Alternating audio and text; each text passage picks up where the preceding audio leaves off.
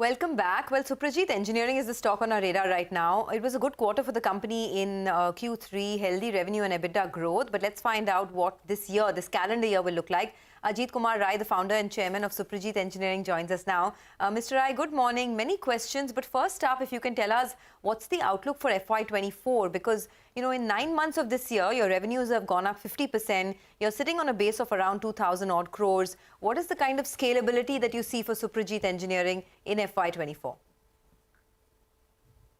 You know, our guidance have always been, good afternoon, first of all, thank you for having me on your channel. We always guided that we will outperform Indian automotive industry. And in this first 9 months, as you have seen, against the industry growth of just about 15%. On a standalone basis itself, we have grown by 20%, whereas on a consolidated basis, we have grown nearly by, 55%. So I think our guidance is in line with our past, that we'll outperform Indian automotive industry by anywhere from 5, 10, 15%. And for the balanced quarter, we again will have a very strong quarter. As you rightly said, Q3 has been a very good quarter for us, where EBITDA margins improved in Phoenix Lamps division, which was for the first time into double digit. LDC turned the corner with an EBITDA positive quarter. And our standalone domestic cable divisions have done phenomenally well. So we have had a good quarter and also 9 months. And I think next year, despite the global trend, it's important to note here that nearly 55% of our business is outside of India. Despite the global pressures in terms of economic slowdown, interest rate hikes, and automotive business itself is slowing down, we still continue to have a very strong pipeline of orders. New business have been won. So we look forward to a very good year for the coming year as well. All right. Mr. Ajith Kumar, I just wanted to know on a couple of specific divisions of yours. The LDC division, it turned operationally profitable this time. For the year, you had a guidance of what, 85 to 90 million dollars. Next year, around 100 million plus dollars in terms of revenue. Do you maintain that? And your targeted margin band of 14 to 16%, by when do you get there? I think on the LDC, I think at the beginning of the year when we first acquired, we have given a guidance that we'll do, I think, about 85, 90 million this year. That holds good. And I think our target for next year is 100 million. That also holds very good. On a consolidated basis, I think we have historically guided that we will be in the, EBITDA margin range of 14 to 15%. In the first 9 months, I mean, excluding LDC, of course, it's the new division, we are well within that 14, I think 14.5 or 14.8% EBITDA margin.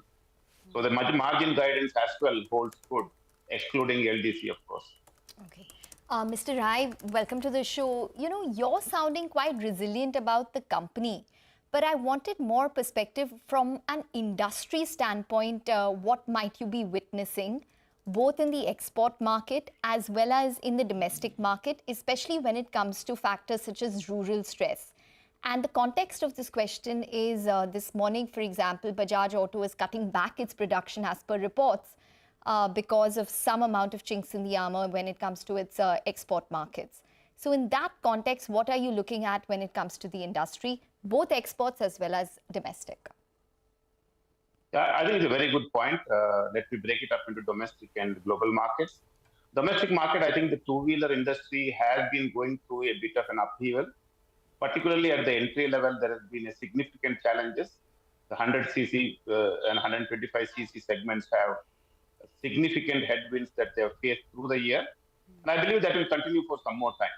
So on the two-wheeler end, I think there is going to be a somewhat tepid year ahead. Whereas on the passenger vehicle, I think there is continued to be a fairly robust growth. And there's going to be robust requirement even for the coming year, because there has been also good backlog of businesses. So between the two, I think it will be one a positive and one is somewhat negative. On the global front, yes, global markets are also having significant headwinds, particularly due to the interest rate hikes and the economic slowdown and the uncertainties. I mean, in Europe as well as in China, particularly recently, thanks to COVID and overall economic slowdown. There have been uncertainties, and we have been facing this along with our customers, that we have also noticed that the slowdown is happening worldwide. The only differentiating point for us is that, for us, it has not much of an effect simply because we are having a strong order position. Okay, so, just two quick questions, if you can answer them very quickly. The group debt, I noticed, has seen a sharp rise. The debt has risen to 604 crores in December. You had just 300 crores of debt in March of last year. Any plans to bring it down? I think that the differential of about 250 odd crores is purely an acquisition debt for the acquisition of LDC. Okay. If you look at our long-term debt, which is at about 300 crores, and our EBITDA today is about, I think, around 300 crores, we are on a debt to EBITDA of 1:1, which is very, very comfortable. I think our debt leveraging is very, very low compared to any industry standards. So it's of no concern there. Okay, all right. We will leave it at that. We've run out of time, but we will speak to you very soon yet again. Thanks a lot for joining in and giving us a quick update on the business. Let's do one thing. Let's take a quick break. On the other side of the break, Ruchit Jain of 5paisa.com will join in with some trading strategies.